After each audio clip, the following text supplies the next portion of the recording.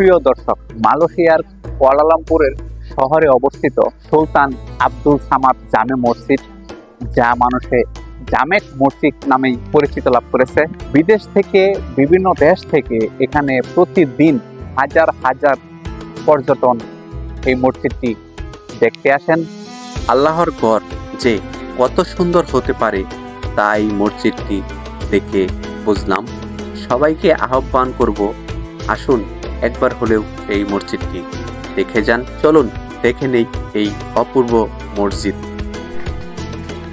এটি হচ্ছে মসজিদের মূল ফটক, এখান দিয়ে প্রবেশ করতে হবে। আমি ঢুকে পড়লাম। সারা দিন কোনো না কোনো সময় এখানে ভিড় লেগেই থাকে।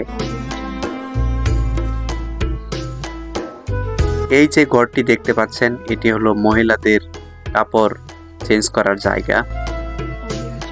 দেখুন কত অপূর্ব সুন্দর মসজিদের মিনার, গম্বুজ। এই জায়গাটুকু হচ্ছে মসজিদের সামনের জায়গা। মহিলারা তাদের কাপড় চেঞ্জ করে এখানে আসেন। মসজিদ থেকে একটি ড্রেস দেওয়া হয় সব মহিলাদেরকে।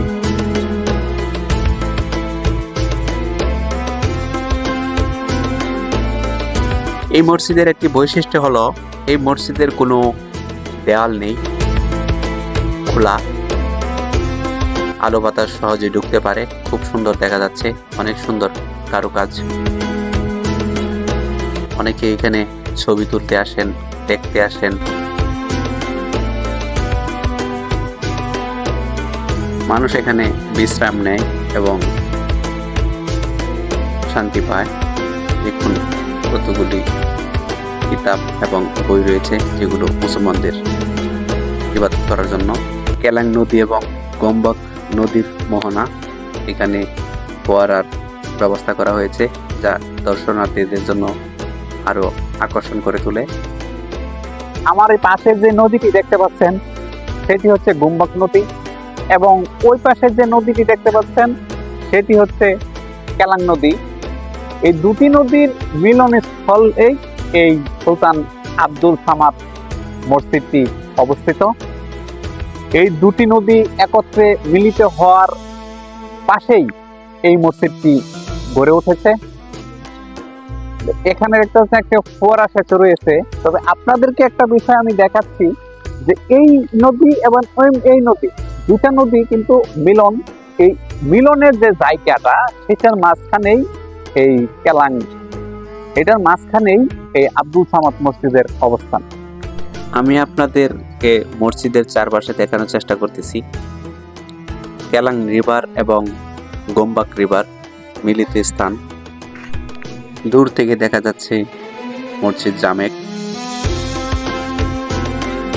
এই মসজিদটি প্রতিষ্ঠিত হয় 1997 সালে। দৃষ্টিনন্দন গম্বুজ, মিনার আর আধুনিক ইসলামিক ডিজাইন তৈরি এই মসজিদটি স্থানীয় এবং পর্যটকদের দর্শনীয় স্থান। মসজিদের ভিতরে প্রবেশ করলে দেখতে পাবেন দেওয়ালের কারুকাজ আর ঝাড়বাতি, যে কোনো দর্শনার্থীকে মুগ্ধ করবে। কি শীতল ঠান্ডা পানি, মনটা ভরে যায়। আজকের মতো বিদায় নিব, দেখা হবে অন্য কোনো জায়গায়, অন্য কোনো স্থানে। ধন্যবাদ সবাই, ভালো থাকবেন।